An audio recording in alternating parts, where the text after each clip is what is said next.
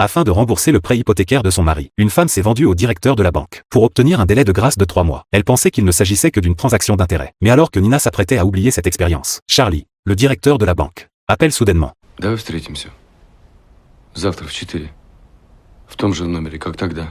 Звоните мне больше, я не приду.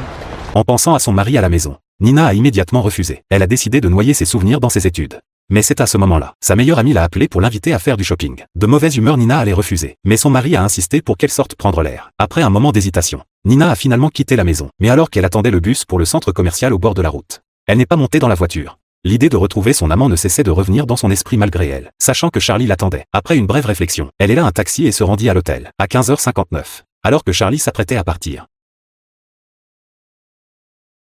Leurs regards se croisèrent. Mais aucun des deux ne parla. Ce qu'ils ressentaient à ce moment-là était au-delà des mots. Après cette passion, ils ont convenu de se retrouver tous les mardis. Ainsi, après quelques jours d'attente douloureuse, le jour de leur prochaine rencontre est enfin arrivé. Mais alors que Charlie se préparait à partir, sa femme a soudainement annoncé une mauvaise nouvelle. Charles a fait demi-tour en toute hâte pour rentrer chez lui. Son fils avait soudainement fait une forte fièvre et était tombé dans le coma. Pour s'occuper de son fils, il n'a pas pu se rendre au rendez-vous. Ignorant tout de cela, Nina arriva à l'hôtel pleine d'entrain. Mais la réceptionniste l'informa qu'elle devait se rendre dans la chambre. Car personne ne s'était enregistré ce jour-là. Nina a dû quitter l'hôtel déçue. Elle ne savait pas ce qui s'était passé. Pourquoi Charlie avait-il disparu sans laisser de traces? À la recherche de réponses, elle se rendit à l'entrée de la banque, où elle a vu Charlie descendre de voiture, sain et sauf. Le soir venu, elle a guetté devant chez Charles, et a constaté qu'il rentrait bien à l'heure après le travail. En voyant cela, Nina a été submergée par la tristesse. Avait-elle été utilisée une fois pour toutes puis jetée? Pendant quelque temps après cela, Nina resta morose quoi qu'elle fasse. Inquiet, son mari a même consulté un médecin pour elle. Mais après examen, le médecin a déclaré que Nina était en parfaite santé, et que cet état était probablement dû à un chagrin intérieur. Andy a pensé qu'il s'était trop consacré à son travail, et avait négligé les sentiments de sa femme. Dès son retour à la maison, il se prépara donc à raviver la passion avec Nina.